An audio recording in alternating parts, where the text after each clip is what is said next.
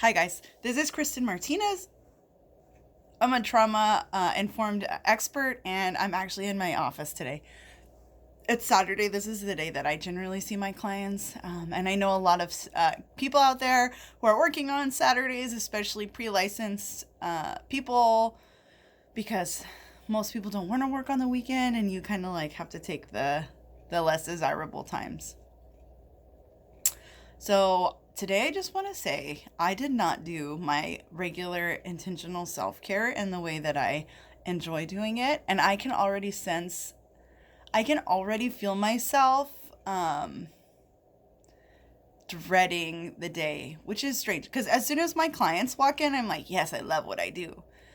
But when I'm not doing my intentional self care, I notice in my body, like I have a body sensation where like I'm not prepared. Like I haven't mentally prepared myself for what's going to happen and what's coming for the day.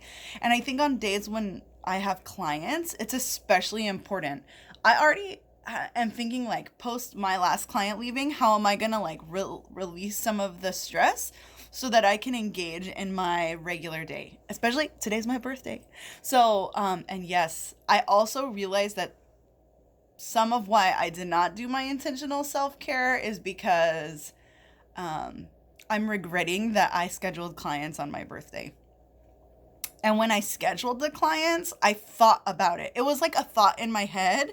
And I thought, oh my God, it's too late to fix it. So then I scheduled my day of clients. And in hindsight and with self-awareness, which over time I continue to get more and more self-awareness of what works for me and what doesn't work for me, I should not have done it. And I think this might be the first time I have done it just because of like the days that my birthday has fallen on. And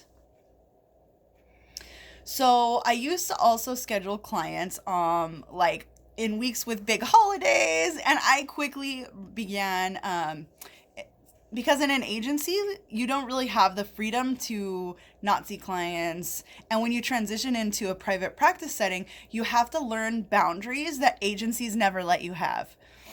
And so part of what I learned is that ain't nobody want to come in on a big holiday weekend. One, sometimes they're like me, where they don't even think about the stress that's gonna happen on that day, and so they're like, oh yeah, I could make it in the day before Christmas. Like, yes. And what you'll quickly realize, that no matter how many consistent, awesome clients that you have, I 100% guarantee that somebody will cancel late, or just cancel or no show. Like, you're gonna show up to the office and nobody is gonna come in. Like, maybe one person.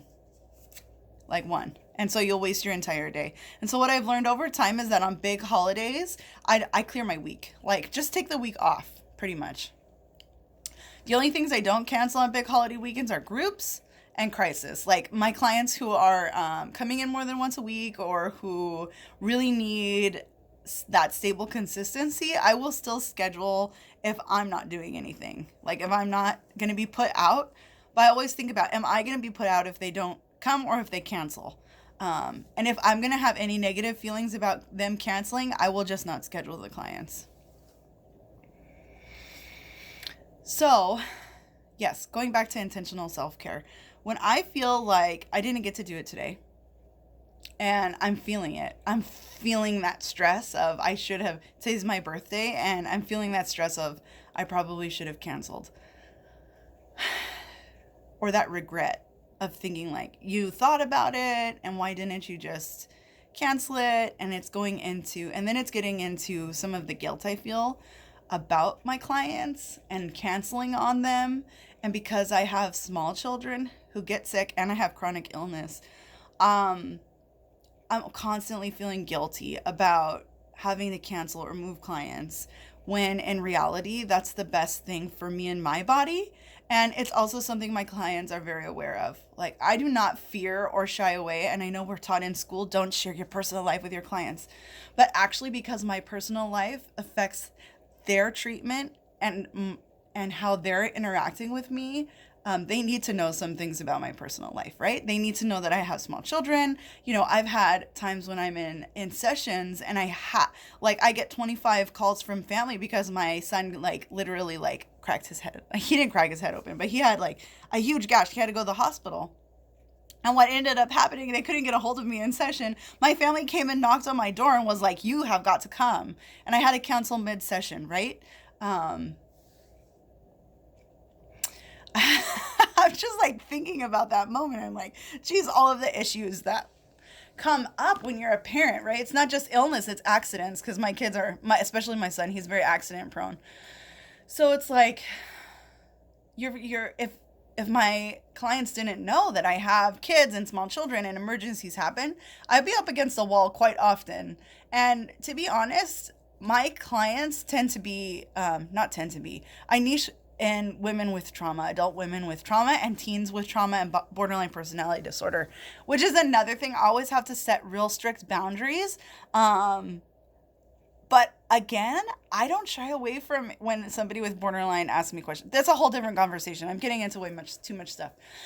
So part of my intentional self-care, back to digital self-care, is that I have to tell clients, like, I have a family. Sometimes I have an emergency. Sometimes my babysitter cancels or cannot watch them for the day. And sometimes I don't know until the day before. And so my clients are very familiar with that and how it functions. And if children get sick, like I am the person who does that. So it's a responsibility that I carry. Is it awesome? No. Do I wish I had more help? Of course. I think every woman kind of struggles with that. But it's part of the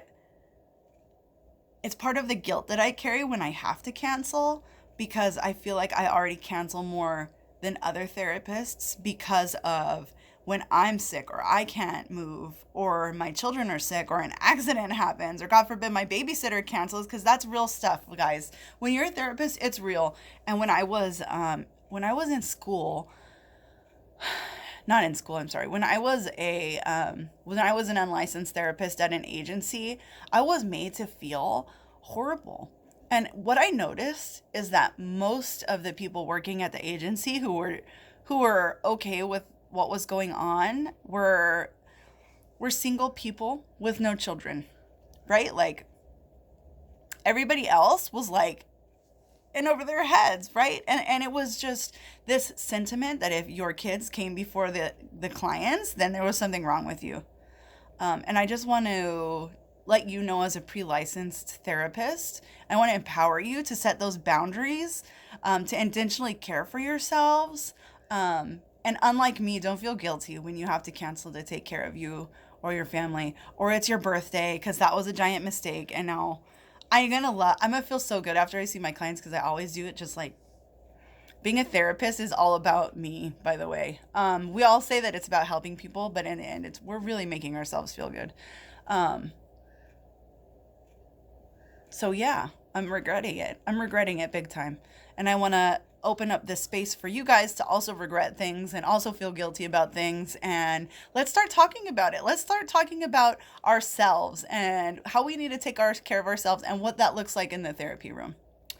This was Kristen Martinez. I know this was a rant and it was kind of all over the place, but sometimes that's how it is. So have a good day. And because it's my birthday, please treat yourself to a margarita, because I love margaritas. So have some Rita time and have a great Saturday. Bye.